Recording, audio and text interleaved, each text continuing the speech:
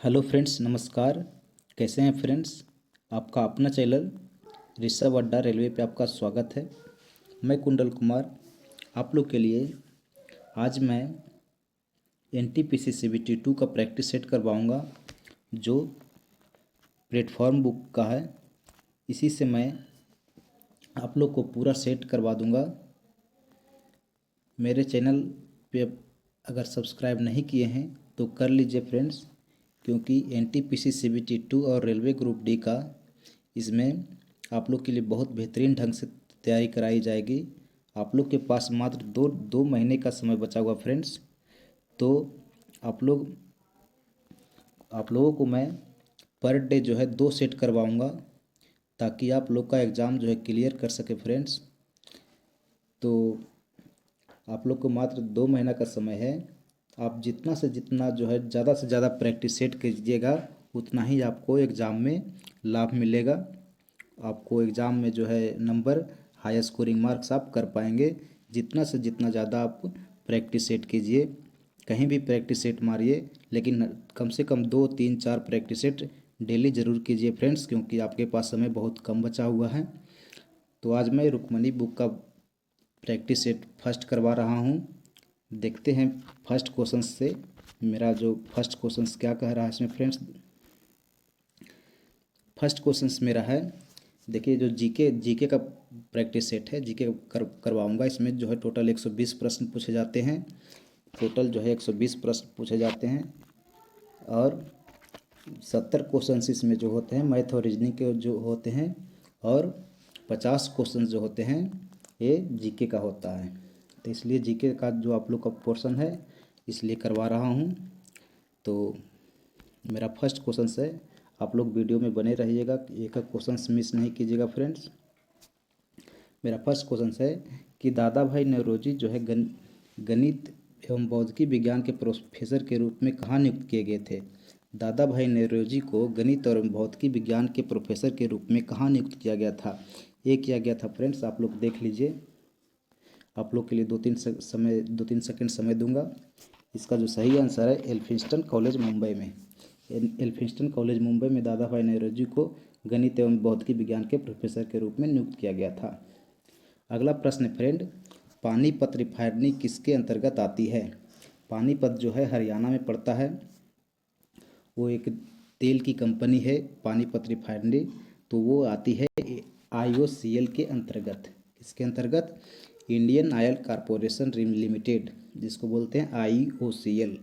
जो पानीपत रिफाइनरी जी किसी के अंतर्गत आती है, वो IOCL के अंतर्गत आती है। इसमें एक क्वेश्चन पूछा जाता है फ्रेंड्स, ONGC ONGC का मुख्यालय है फ्रेंड्स देहरादून। अगला प्रश्न है, किस क्रिया द्वारा आहार नाल में भोजन जाता है? किस क्रिया द्वारा आहार नाल में भोजन जाता है? ये जाता है अंतर्ग्रहण के द्वारा। किसके द्वारा? अंतर्ग्रहण के द्वारा, इंजेशन के द्वारा आहार नाल में भोजन जाता है।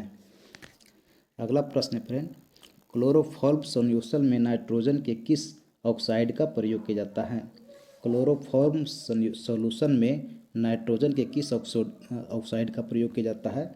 इसका जो सही आंसर है, देखिए आप लोग का ऑप्शन जो है, देखिए, nitric oxide, nitrogen dioxide, nitrous oxide और नाइट्रोजन पेंटाऑक्साइड। तो इसका सही आंसर है नाइट्रोजन पेंटाऑक्साइड। तो फ्रेंड्स, इसमें जो सही आंसर है वो नाइट्रोजन पेंटाऑक्साइड में जो है क्लोरोफॉर्म सॉल्यूशन में नाइट्रोजन के ऑक्साइड का प्रयोग किया जाता है। कौन सा ऑक्साइड का प्रयोग किया जाता है क्लोरोफॉर्म सॉल्यूशन में? नाइट्रोजन पेंटाऑक्साइड का प्रयोग किया जाता है।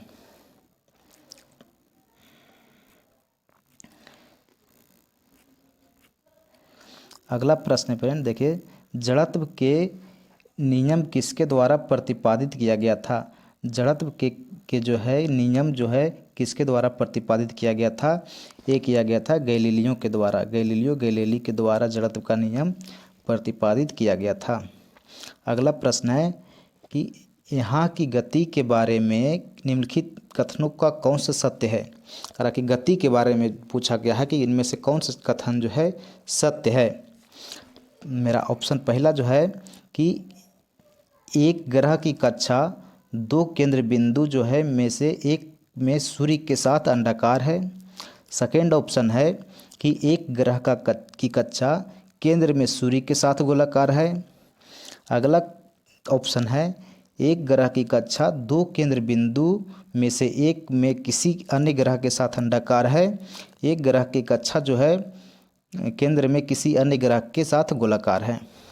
तो इसका सही आंसर है फ्रेंड्स ऑप्शन ए है कि एक ग्रह की कक्षा जो है दो केंद्र बिंदु में से एक जो है सूर्य के साथ अंडाकार है। कुष्ठ रोधी दिवस कब मनाया जाता है? कुष्ठ रोधी दिवस फ्रेंड्स ये मनाया जाता है 30 दिसंबर को, 30 जनवरी को कुष्ठ रोगी दिवस मनाया जाता है। कुष्ठ रोधी दिवस 30 जनवरी को मनाया जाता है। 25 जनवरी की बात करें तो 25 जनवरी को राष्ट्रीय मतदाता दिवस के रूप में मनाया जाता है। अगला प्रश्न है कि रामसार के अंतर्गत भारत में आर्द्रभूमि स्थलों की संख्या कितनी है? रामसार के अंतर्गत भारत में आर्द्रभूमि की स्थलों की संख्या जो है वो है 42। आंसर सी है, ऑप्शन सी है 42। अगला प्रश्न फ्रेंड करा देखिए कि एक कंप्यूटर जो सोर्स कोड को ऑब्जेक्ट कोड में बदल देता है उसे क्या कहा जाता है? एक कंप्यूटर प्रोग्राम जो सोर्स कोड को ऑब्जेक्ट कोड में बदल देता है उसे क्या कहा जाता है? उसे कहा जाता है कंपाइलर। क्या कहा जाता है? कंपाइलर। अगला प्रश्न है कि RMAB दवा अपने वर्ग में दुनिया की पहली तेज़ी से काम करने वाली दवा जो है जल्द ही भारत में लॉन्च होने वाली है। यह दवा किस बीमारी में काम आती है? RMAB जो दवा है अपनी वर्ग में दुनिया की सबसे तेज़ी से काम करने वाली वो दवा है, वो जल्द ही भारत में लॉन्च होने वाली है। तो यह दवा जो है रेबीज रोधी दवा के लिए एक काम आएगी। रेबीज रोधी दवा के लिए काम आएगी। अगला प्रश्न है कि जो है कम दूरी की वायरलेस कनेक्टिविटी की सुविधा कौन प्रदान करता है? जो है कम दूरी की वायरलेस कनेक्टिविटी जो बिना तार का जो कनेक्टिविटी सुविधा प्रदान करता है, इनमें से कौन सा ऐसा है जो कम दूरी की है? देखते होंगे ब्लूटूथ जो है वो बिना वायरलेस की अब आ गई है, तो वो कनेक्टिविटी प्रदान करती है कम दूरी की, वो है ब्लूटूथ। अगला प्रश्न फ्रेंड कि इसरो ने एस्ट्रोसैट नामक भारत के पहले समर्पित खगोल विज्ञान उपग्रह मिशन कब लॉन्च किया? इसरो ने एस्ट्रोसैट नामक जो है उपग्रह जो है भारत में के पहले समर्पित खगोल विज्ञान उपग्रह मिशन का लॉन्च जो है 2015 में शुरू किया था। कब शुरू किया था? एस्ट्रोसैट 2015 में। तब इसरो पूछा गया है। इसरो का मुख्यालय है कहाँ है? बेंगलुरु में है। Indian space research organisation.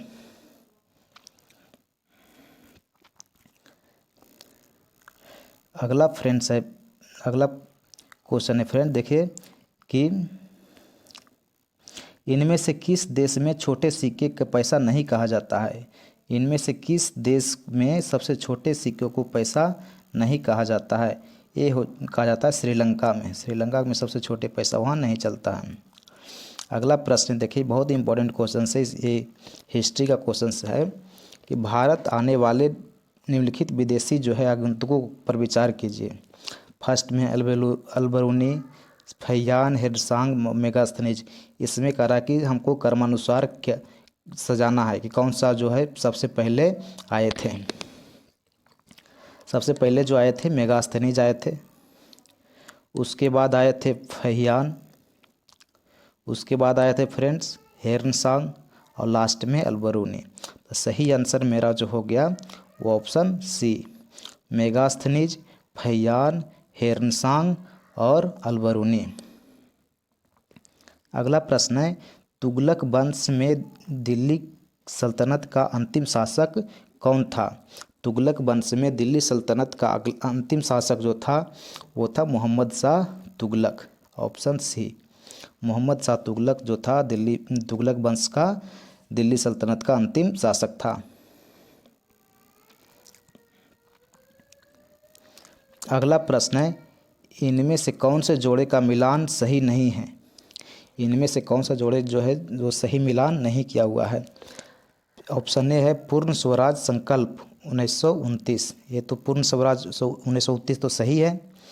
अगला बी है, बी नंबर जो है कि सरदार भगत सिंह की शहादत जो हुई थी 1931 में हुई थी, ये भी सही है कि उनकी जो फांसी दिया गया था 1931 में दिया गया था, ये भी सही है। शिमला सम्मेलन 1945, ये भी सही है। कांग्रेस सोशलिस्ट पार्टी का जो गठन हुआ था ये गलत है। कांग्रेस सोशलिस्ट पार्टी का गठन जयप्रकाश नारायण के द्वारा मई 1934 में हुआ था। कांग्रेस सोशलिस्ट पार्टी का जो गठन हुआ था मई 1934 में जयप्रकाश नारायण के द्वारा किया गया था। तो मेरा आंसर जो सही आंसर है ऑप्शन सी। अगला जो प्रश्न है फ्रेंड, देखिए कि इसको मिलान करना है। क्या करना है? मिलान करना है। जो इसमें शहर दिया गया है, इधर नदी दिया गया है, तो कौन सा शहर जो है किस नदी के किनारे स्थित है, ये हमें मिलान करना है। जबलपुर जो है किस नदी के किनारे बसा हुआ है? आपको नर्मदा नदी के किनारे बसा हुआ है। पेरिस किस नदी के किनारे बसा हुआ है? पेरिस सी नदी के किनारे बसा हुआ है। लंदन किस नदी के किनारे बसा हुआ है? लंदन टेम्स नदी के किनारे बसा हुआ है। लाहौर किस नदी के किनारे बसा हुआ है? रावी नदी के किनारे बसा हुआ है। तो मेरा जो आंसर है वो क्या निकल कर के आएगा? देखिए, एक का दो है, एक का दो फर्स्ट में ही है और किसी में नहीं है एक का दो। तो मेरा आंसर जो है फर्स्ट नंबर ए ऑप्शन जो है मेरा सही। देखिए, बी का 3, पेरिस सीन, लंदन टेम्स, सी का 4। मेरा आंसर जो सही आंसर है वो फर्स्ट नंबर एक को जो ऑप्शन मेरा सही है।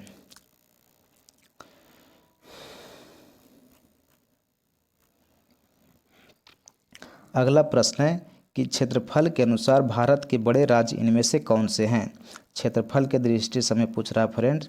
क्षेत्रफल के दृष्टि से सबसे बड़ा राज्य जो है सबसे पहला राजस्थान है। उसके बाद और तो किसी में तो नहीं है, राजस्थान, महाराष्ट्र, मध्य प्रदेश। तो क्षेत्रफल के दृष्टि से सबसे बड़ा राज्य जो है राजस्थान हो गया। और क्षेत्रफल के दृष्टि से सबसे छोटा राज्य जो है वो है गोवा। कौन सा फ्रेंड? गोवा जो है सबसे छोटा राज्य है क्षेत्रफल की दृष्टि से। गोवा की राजधानी पणजी है, जो मांडवी नदी के किनारे बसा हुआ है। कहाँ? मांडवी नदी के किनारे बसा हुआ है पणजी। इतना याद रखिएगा। अगला प्रश्न है कि यदि वित्त मंत्री जो है लोकसभा में वार्षिक बजट कराने में असफल रहते हैं तो प्रधानमंत्री से क्या अपेक्षा रहती है? वित्त मंत्री पूछा गया फ्रेंड। कह रहा वित्त मंत्री जो होता है, जो वार्षिक बजट पेश किया जाता है वित्त मंत्री के द्वारा, वो जो है बजट पारित करने में असफल रहते हैं तो प्रधानमंत्री से अपेक्षा रहती है कि अपने मंत्रिमंडल का जो है इस्तीफा पेश करना। क्या फ्रेंड? अपने मंत्रिमंडल का जो होता है वो इस्तीफा पेश करना उसकी अपेक्षा रहती है। अगला प्रश्न है, इनमें से इसके द्वारा प्रतिरोध को मापा जाता है। प्रतिरोध को किसके द्वारा मापा जाता है? ये ऑप्शन है एमीटर, वोल्ट मीटर, ओम मीटर, प्रतिरोध सेतु, वाट मीटर। तो इसके द्वारा प्रतिरोध को मापा जाता है। इसका सही आंसर है ओम मीटर, जिसको बोलते हैं ओम। प्रतिरोध का ऐसा ही मात्रक ओम होता है। अब विद्युत धारा का मात्रक जो होता है, विद्युत धारा जो है एमीटर के द्वारा मापा जाता है। और वोल्ट मीटर के द्वारा विभवांतर मापा जाता है। वोल्ट मीटर के द्वारा विभवांतर मापा जाता है। अगला प्रश्न है कि वायु प्रदूषण के मामले में वनस्पति का सबसे अधिक प्रभावित होने वाला हिस्सा कौन है होता है? क्या होता है? वायु प्रदूषण जो है के मामले में वनस्पति का सबसे अधिक प्रभावित होने वाला हिस्सा जो है वह है वनस्पतियों का जो पत्तियां जो होती है, वनस्पति का जो पत्तियां होती है वो अधिक प्रभावित होती है। अधिक प्रभावित होने वाला हिस्सा होता है वायु प्रदूषण में। जब देखते होंगे जब वायु प्रदूषण जब होता है तो उसका पत्ता पे ही असर डालता है। तो वनस्पतियों की जो पत्तियां होती है वही वो उस पर असर पड़ता है, सबसे अधिक प्रभावित होती है। अगला प्रश्न है कि वह अभिक्रिया जिसमें अभिकारकों के बीच आयनों का आदान प्रदान शामिल है क्या कहा जाता है? वह अभिक्रिया जिसमें अभिकारकों के बीच आयनों का आदान प्रदान शामिल है क्या कहा जाता है? ये कहा जाता है दोहरा विस्थापन। क्या कहा जाता है फ्रेंड्स? दोहरा विस्थापन। अगला प्रश्न है, जब एक अम्ल जो है सोडियम कार्बोनेट के साथ अभिक्रिया करता है तब कौन सी गैस उत्पादन होता है? कौन सी गैस उत्पादन होता है जब एक अम्ल सोडियम कार्बोनेट के साथ अभिक्रिया करता है तब कौन सी गैस उत्पादन होता है? ये उत्पादन होता है कार्बन डाइऑक्साइड। कार्बन डाइऑक्साइड जो है सोडियम कार्बोनेट के साथ अभिक्रिया करता है तब कौन सी गैस उत्पादन होता है? Carbon dioxide.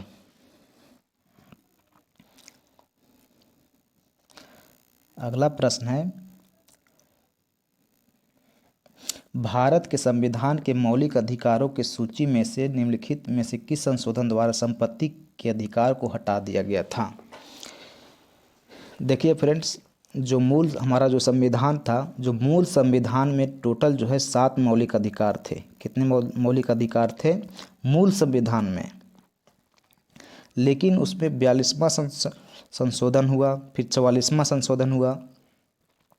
तो यही 44वां संशोधन में जो है संपत्ति का अधिकार को हटा दिया गया, उसे कानूनी अधिकार प्रदान कर दिया गया। अनुच्छेद 300 के क के तहत संपत्ति का अधिकार को मौलिक अधिकार से हटाकर कानूनी अधिकार बना दिया गया। तो यही 44वां संशोधन 1978 के द्वारा। तो आप लोग समझ गए होंगे, भारत के संविधान के मौलिक अधिकारों की सूची जो है 44वां संविधान संशोधन के द्वारा दिया गया था। इसमें याद रखिएगा कि जो मूल संविधान में टोटल जो है 7 मौलिक अधिकार थे, लेकिन उसको जब 44वां संशोधन में इसको संपत्ति का अधिकार को मौलिक अधिकार से हटाकर इसको कानूनी अधिकार प्रदान कर दिया गया था। वो कौन सा अनुच्छेद था? अनुच्छेद 300 के क के अंतर्गत। अगला प्रश्न है, संयुक्त राष्ट्र विकास कार्यक्रम द्वारा मानव विकास सूचकांक जो है HDI के अवधारणा को कब प्रथम बार जारी किया गया था? ये किया गया था 1990 में। 1990 में जो है संयुक्त राष्ट्र विकास कार्यक्रम UNDP के द्वारा HDI जो मानव विकास सूचकांक की अवधारणा प्रथम बार जारी किया गया था, वो 1990 में जारी किया गया था। अगला प्रश्न है, तारापोर समिति निम्नलिखित में से किससे संबंधित है? बहुत इंपॉर्टेंट क्वेश्चन है। तारापोर समिति से भी क्वेश्चन पूछा जाता है। तो तारापोर समिति जो है ये किससे संबंधित है? ये संबंधित है पूर्ण पूंजीगत खाते की परिवर्तनीयता। पूर्ण पूंजीगत खाते की जो परिवर्तनीयता के कारण उसे तारापोर समिति का संबंध है। अगला प्रश्न है फ्रेंड, करा पद बोग ई इनमें से किससे संबंधित है? एक जो दिया गया है पद BOGEY किससे संबंधित है? ये संबंधित है गोल्फ से। इसमें टेनिस है, गोल्फ है, बेसबॉल है, शतरंज, इससे भी क्वेश्चंस बनते हैं फ्रेंड्स। मैं जल्द इस पर टॉपिक लाऊंगा। अच्छा, एक बात आप लोग बताइए कि जो कमेंट बॉक्स में ज़रूर बताइएगा कि आप लोग को किस किस टॉपिक पर हम वीडियो बनाएं, वही आपको वीडियो उपलब्ध कराऊंगा। कि कौन सा टॉपिक आप लोग को बहुत ज़्यादा डिस्टर्ब करती है एग्ज़ाम में, तो उसी पर मैं वीडियो बनाऊंगा आप लोग के लिए। अगला प्रश्न है फ्रेंड, कराए कि अलग अलग भौतिक गुणों और अलग अलग रूपों प्रदर्शन करने वाले परंतु एक समान रासायनिक गुण वाले तत्व की क्षमता जो है कहा जाता है? एक कहा जाता है अनुनाद। एक कहा जाता है अनुनाद। अलग अलग भौतिक गुणों और अलग अलग रूपों के प्रदर्शन करने वाले परंतु एक समान रासायनिक गुण, उसका कहा कि भौतिक गुण अलग अलग है लेकिन रासायनिक गुण समान होता है, उसको क्या कहते हैं? अनुनाद। उस तत्व की क्षमता को कहा जाता है अनुनाद। बेंजीन के एक अणु में होता है। अगला प्रश्न है, करा बेंजीन के एक अणु में होता है, इसमें जो है 12 एकल बंद और 3 दोहरा बंद होता है। ऑप्शन बी 12 एकल बंद और 3 दोहरा बंद होता है बेंजीन के एक अणु में। अगला प्रश्न है, निम्नलिखित में से कौन सा एक जीवाश्म ईंधन नहीं है। हमको बोला है जीवाश्म ईंधन, कोयला, पेट्रोल, लिक्विड पेट्रोलियम गैस या बायोडीजल। इसमें जो है बायोडीजल जो है ये जीवाश्म ईंधन नहीं है। Option D. अगला प्रश्न है, एक लड़के ने चंपा वृक्ष की एक शाखा तोड़ी। एक लड़के ने चंपा वृक्ष की एक शाखा तोड़ी और उसे रोपित कर दिया। जल्द ही शाखा ने जड़ें पकड़ी और वृद्धि शुरू की। यह किसकी उदाहरण है, किसका उदाहरण है?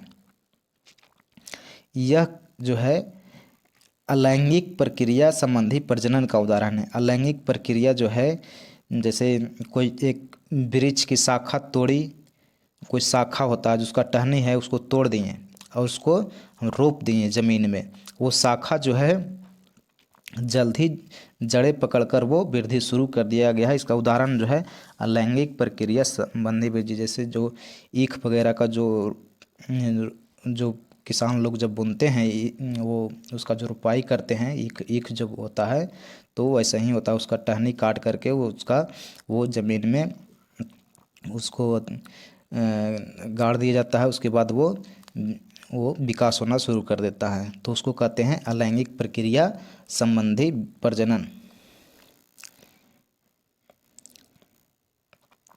किसान फसलों के बीच फलीदार पौधे को उगाते हैं। किसान जो है फसलों के बीच फलीदार पौधे के उगाते हैं क्योंकि जो है वो अपनी जड़ों में बैक्टीरिया को आश्रय देते हैं जो नाइट्रोजन का प्रबंध करता है। फलीदार पौधे जो इसलिए उगाते हैं क्योंकि जो देखिए जड़ों में जो है बैक्टीरिया का आश्रय देते हैं जो जिससे नाइट्रोजन का प्रबंध करता है, जिससे मिट्टी उपजाऊ होता है। इसको जो है मिट्टी उपजाऊ होने के कारण उसको जो है फलों के जो फलीदार पौधे इसलिए उगाते हैं। गुणसूत्रों के बारे में सच क्या है? गुणसूत्रों के बारे में सच क्या है?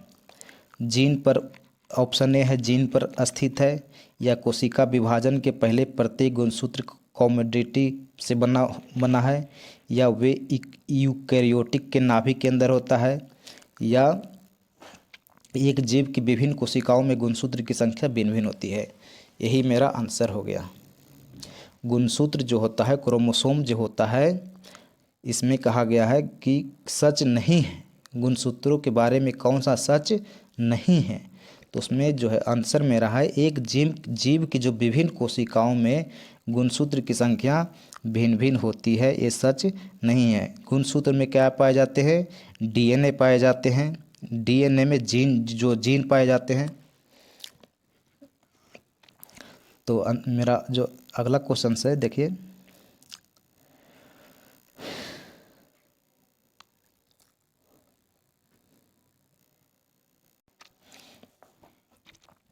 एक वस्तु एक उत्तल दर्पण के सामने ऐसी स्थिति पर रखी गई है जिसका मान इसकी फोकस दूरी के मान से कम है। इनमें से कौन सा बनी हुई छवि को सबसे अच्छी व्याख्या करता है? ऑप्शन ए जो है वास्तविक उल्टी और आवर्धन से ज़्यादा, वास्तविक उल्टी और आवर्धन से कम, आभासी सीधा और आवर्धन से अधिक, आभासी सीधा और आवर्धन 1 से कम। जो मेरा आंसर है वो ऑप्शन डी है, आभासी सीधा और आवर्धन से कम। अगला प्रश्न है, देखिए प्रवासी भारतीय दिवस 2021 का विषय क्या है? प्रवासी भारतीय दिवस 2021 का जो विषय है, कंट्रीब्यूटिंग टू आत्मनिर्भर भारत। कंट्रीब्यूटिंग टू आत्मनिर्भर भारत जो है प्रवासी भारतीय दिवस 2021 का विषय है। अगला प्रश्न है,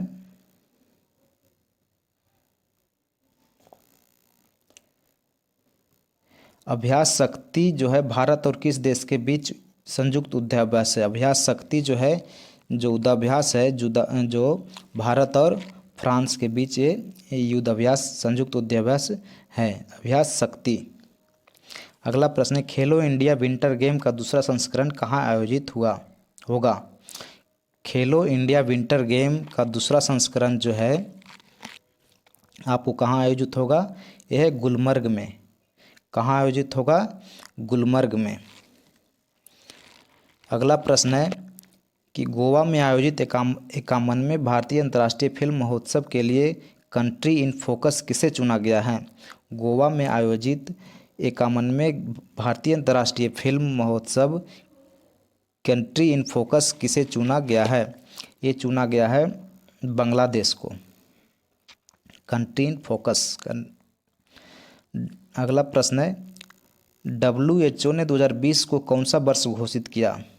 जो WHO ने 2020 में जो कोरोना वायरस आया तो उसे कौन सा वर्ष घोषित किया? ये किया था उपचारिका और प्रसाविका वर्ष। बहुत इंपॉर्टेंट क्वेश्चन से आपको एग्जाम में आ सकता है। 2020 का जो WHO घोषित किया था उपचारिका और प्रसाविका वर्ष। अगला प्रश्न है, देखिए, अमेरिका ने चीन को किस जगह का दूतावास बंद करने का आदेश दिया था? अमेरिका ने चीन को जो है किस जगह का दूतावास बंद करने का वो दिया था? इसका सही आंसर है ह्यूस्टन का। ह्यूस्टन शहर में जो है चीन का, जो अमेरिका ने चीन को दिया था कि आप जो है अपना दूतावास वहाँ से बंद कर दीजिए, ह्यूस्टन शहर में।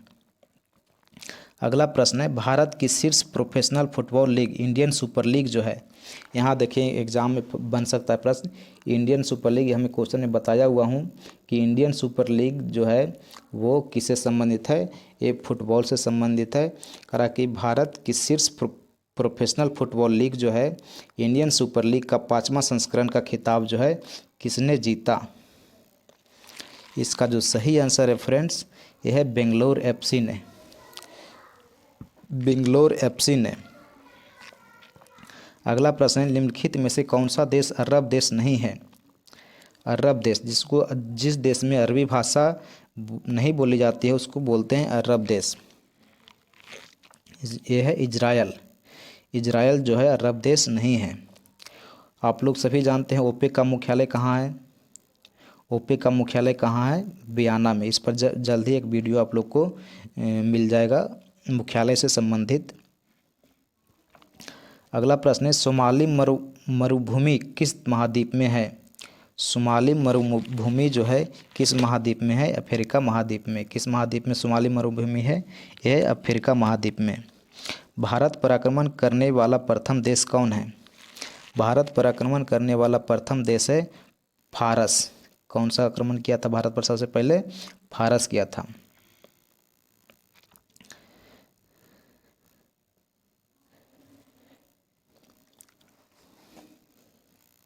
जैव विविधता दिवस कब मनाया जाता है? जैव विविधता दिवस जो है 22 मई को मनाया जाता है। कब मनाया जाता है? 22 मई को मनाया जाता है। धन विधेयक कहाँ पुनः स्थापित किया जाता है? धन विधेयक जो है लोकसभा में पारित किया जाता है। इसको जो है पुनः स्थापित कहाँ किया जाता है? लोकसभा में। धन विधेयक जो प्रक्रिया है अनुच्छेद 109 के संबंधित है और धन विधेयक की जो परिभाषा है अनुच्छेद 110 में दिया गया है और साधारण विधेयक की प्रक्रिया जो है 107 में वर्णित है। अगला प्रश्न है, फ्रांस में स्वतंत्रता, समानता और भ्रातृत्व का नारा कब बुलंद किया गया था? स्वतंत्रता, समानता जो है दिया गया था फ्रांस में, ये दिया गया था 1789 में। बहुत बार क्वेश्चन में आया हुआ है।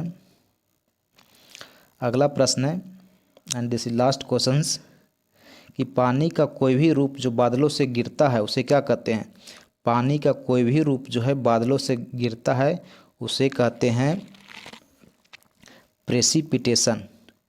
प्रेसिपिटेशन जो है उसको पानी का कोई भी रूप जो है बादल से गिरता है उसे क्या कहते हैं, प्रेसिपिटेशन।